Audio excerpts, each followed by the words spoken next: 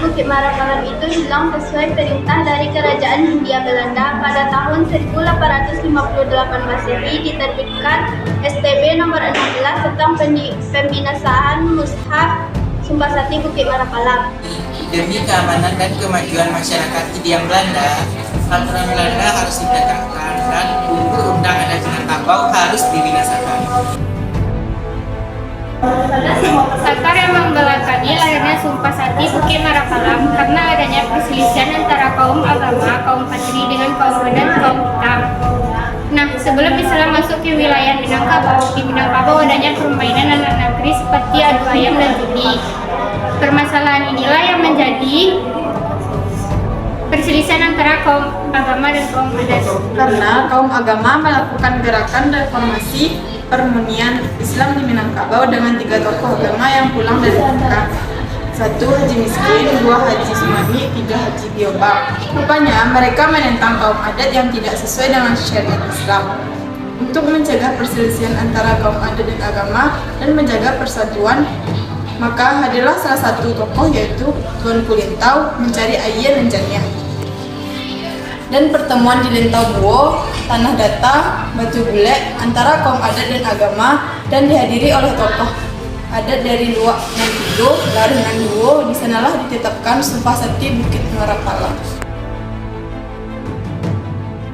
Sanksi atau hukuman bagi orang-orang yang melanggar aturan sumpah dari Bukit Marakalam adalah yaitu sumpah di Suakawi. Ka atas hendak berpucuk, ka bawah hendak berurek, di tengah-tengah digirek kumbang. Yaitu maksudnya adalah orang yang melanggar sumpah itu akan sakit-sakitan dan mati secara perlahan dan tidak ada obatnya. Dan bagi orang yang melanggar aturan tatanan adat di Minangkabau, dibuang sepanjang adat, yaitu dia kucilkan dalam pergaulan dan tidak diikutsertakan dalam urusan adat di Minangkabau atau dalam nagari, dan bisa membayar denda adat atau dibuang dari nagari.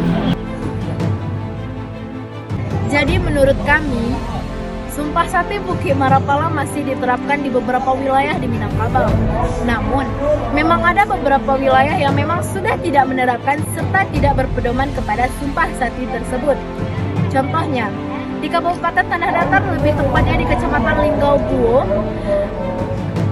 Nagari Batu Bulek, pada tanggal 17 hingga 19 Juni 2023 kemarin telah digelar serta dibacakan kembali mengenai Sumpah Sakti Bukit Marakalam yang dikunjungi sebanyak 35.000 orang, lebih kurang 1,7 miliar uang beredar itu berkat dukungan partisipatif antara masyarakat di ranah Minang dan di Lentau. Maka dari itu dapat dilihat bahwa masyarakat Tanah Datar masih berpedomanan dan berpatokan kepada Sumpah Sakti Bukit Marakalam. Pasal yang kami baca, ada salah satu pasal yang tidak diterapkan lagi di Minangkabau, yaitu Pasal 5 ayat 5 bunyinya tulisan Minangkabau ialah tulisan Arab, angka Arab dan cara berhitung Arab. Pasal ini tidak dipakai lagi karena Minangkabau menyesuaikan diri dengan bangsa Indonesia.